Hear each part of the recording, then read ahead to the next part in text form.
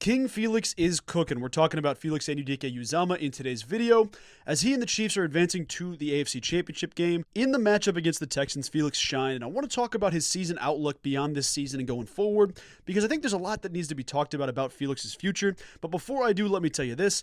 If you enjoy the videos, if you enjoy the content, hit the subscribe button. It helps me out immensely. Takes maybe 5 seconds, and it's the best way to help us grow on this channel. 3,000 subs, I'm getting this right across the left thigh. Not across the chest, obviously, but the cat script tattoo on the left thigh, getting that done at 3,000 subs. So be sure and help out for that, because you do not want to miss out on that video. Let me start off here. I know everybody that watches my video isn't Chiefs fans. I know that everybody that watches my channel isn't Royals fans. Obviously I am. I grew up in the KC area. Chiefs fan, Royals fan, K-State guy, went to K-State fan. I know that's not everybody. So that being said, I understand videos like this might not hit as much as some other topics would. That being said, we're talking about Felix, baby. We're talking about one of the best defensive linemen in Kansas State football history. So I want to preface that. I understand that you might not be a Chiefs fan watching this, but hear this out, because it is an exciting time to be a fan of Kansas State football and see successful players at the NFL level have impact. No, I'm not the first guy to say it, and I won't be the last, but Felix has carried a lot of expectations, to say the least.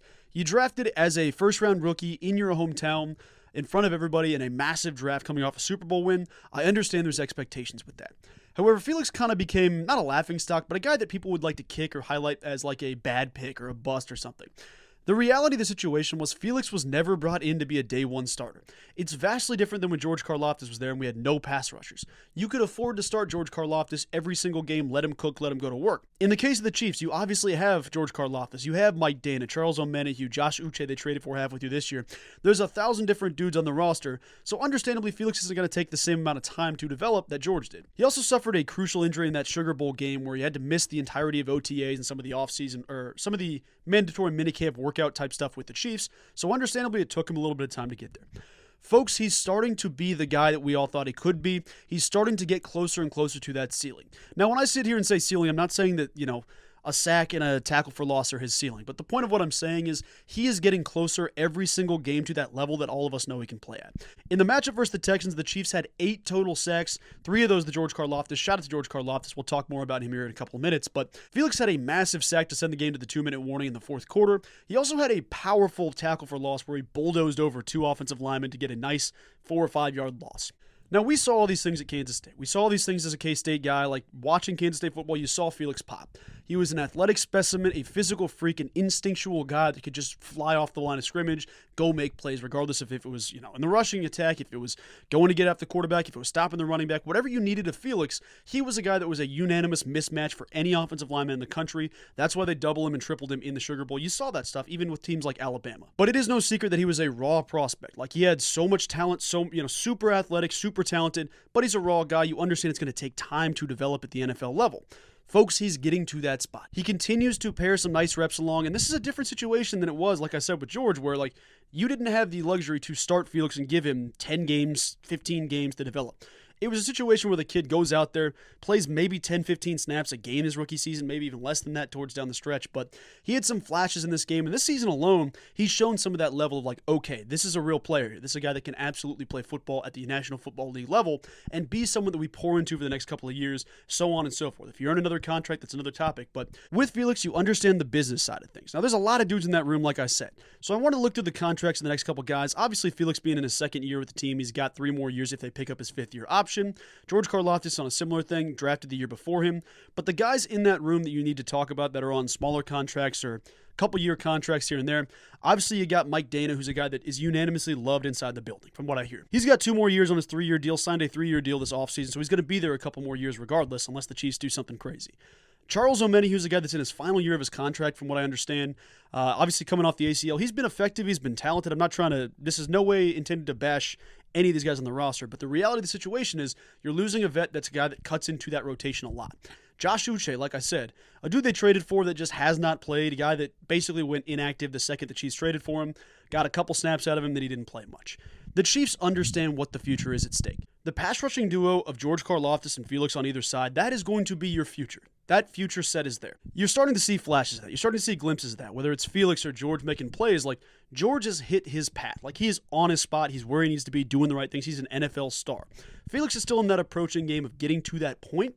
And boy, once those two dudes are on the same page at the same time, both rushing the passer, getting after it, that is going to be one of the best pass rushing tandems in the National Football League. And then, oh yeah, you've also got Chris Jones in the middle of the field, or wherever he wants to line up. That is going to be an insane front seven. Think about that. Those three alone make this incredible. Then you add a guy like Tashawn Wharton. You're going to add in Mike Dana for packages here and there. He's going to jump on the field as well. Cut into that three-man rotation, what looks like to be some combination of Mike Dana and Felix and George Karlaftis, whatever they want to do the next couple of years. But don't just take my word for it. Take the word of the greatest quarterback who ever lived. Yes, I'm claiming that. Yes, I'm already saying it. Patrick Mahomes talked in the postgame. They asked what it's like having such a talented defense that makes these plays.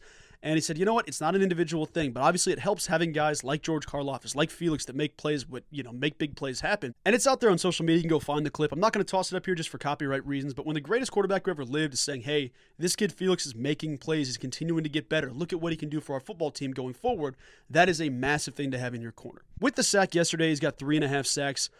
This season alone, last season didn't do a ton, had a couple of tackles here and there, but nothing sack-wise. This season's got 3.5. He's continuing to develop, and I hope the staff continues to see, like, okay, we got to get more minutes for this dude. We got to find more snaps for this guy here and there, and it felt like Felix really held his own because, I mean, you think about how dynamic the Texans' rushing attack was, and then you think about the play Felix had where he just completely bulldozes Shaq Mason or whoever the left guard was at the time. It was such a cool thing to see that, hey, I'm taking steps forward. I can be physical at the point of attack. Like, his knocks coming out of K-State, like, okay, he's a raw player. He's incredibly proven, like, he's done his stuff physicality-wise, statistic-wise, he's been incredible, but he's physically raw. He needs to put some weight on, get in the weight room, look the part before he can be the part.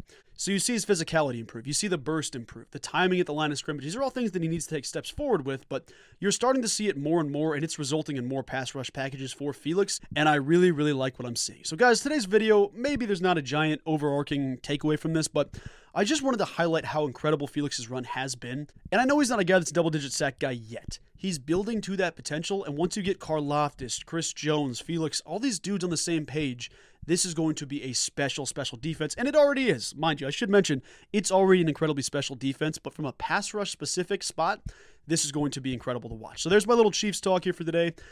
In theory, I'd love to expand coverage for the YouTube channel to Chiefs stuff, Royal stuff, and talk to the target audience. I know that maybe, say there's 3,000 of us on this YouTube channel, maybe 1,000 of those are Chiefs fans, maybe 700 are Chiefs fans. I don't know what the exact ins and outs or statistical breakdown is there for you guys, but it's something I'm definitely passionate about. Feel the same way about the Chiefs and the Royals that I do about Kansas State, but I'm also not going to sit here and try to overkill videos about either of those two specific teams to take away from K-State content. It'll be a 1-to-1 ratio at worst, at least in the eyes of a K-State fan. But the point is, it was a great day to be a Wildcat yesterday. It's a great day to be a Chiefs fan, as always. An exciting time in Manhattan, an exciting time in Kansas City as the Chiefs continue to work their way towards that Super Bowl. They have an AFC Championship matchup. We'll see who they play. I think as of tonight, we'll see who the opponent is. My guess is the Bills, to be perfectly honest with you, but we'll see what happens there. For now, that's all I'm going to say. Shout out Felix. Shout out the Cats one time. Shout out the Chiefs. Thank you guys so much for watching. I'll talk to you soon. Go Cats.